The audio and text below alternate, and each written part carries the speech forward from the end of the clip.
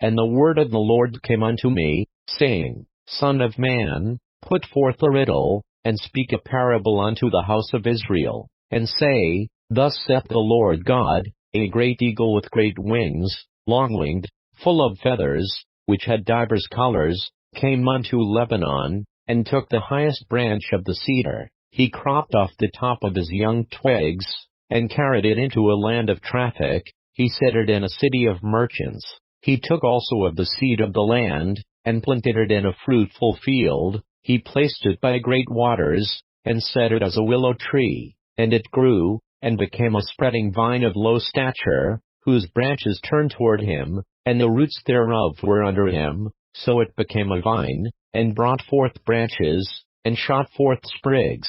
There was also another great eagle with great wings and many feathers, and, behold, this vine did bend her roots toward him, and shot forth her branches toward him, that he might water it by the furrows of her plantation. It was planted in a good soil by great waters, that it might bring forth branches, and that it might bear fruit, that it might be a goodly vine. Say thou, Thus saith the Lord God, Shall it prosper? Shall he not pull up the roots thereof, and cut off the fruit thereof, that it wither? It shall wither in all the leaves of her spring, even without great power or many people to pluck it up by the roots thereof. Yea, behold, being planted, shall it prosper? Shall it not utterly wither? When the east wind toucheth it, it shall wither in the furrows where it grew. Moreover the word of the Lord came unto me, saying, Say now to the rebellious house, Know ye not what these things mean? Tell them, Behold, the king of Babylon is come to Jerusalem, and hath taken the king thereof, and the princes thereof, and led them with him to Babylon, and hath taken of the king's seed, and made a covenant with him, and hath taken an oath of him. He hath also taken the mighty of the land, that the kingdom might be base, that it might not lift itself up, but that by keeping of his covenant it might stand. But he rebelled against him in sending his ambassadors into Egypt, that they might give him horses and much people. Shall he prosper? Shall he escape that doeth such things? Or shall he break the covenant, and be delivered? As I live,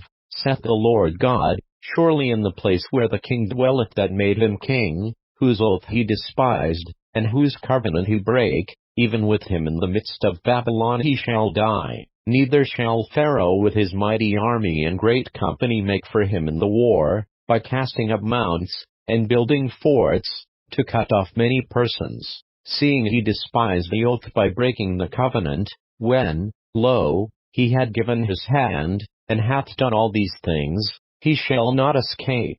Therefore thus saith the Lord God, As I live, surely mine oath that he hath despised, and my covenant that he hath broken, even it will I recompense upon his own head, and I will spread my net upon him, and he shall be taken in my snare, and I will bring him to Babylon, and will plead with him there for his trespass that he hath trespassed against me. And all his fugitives with all his bands shall fall by the sword, and they that remain shall be scattered toward all winds, and ye shall know that I the Lord have spoken it. Thus saith the Lord God, I will also take of the highest branch of the high cedar, and will set it. I will crop off from the top of his young twigs a tender one, and will plant it upon an high mountain and eminent.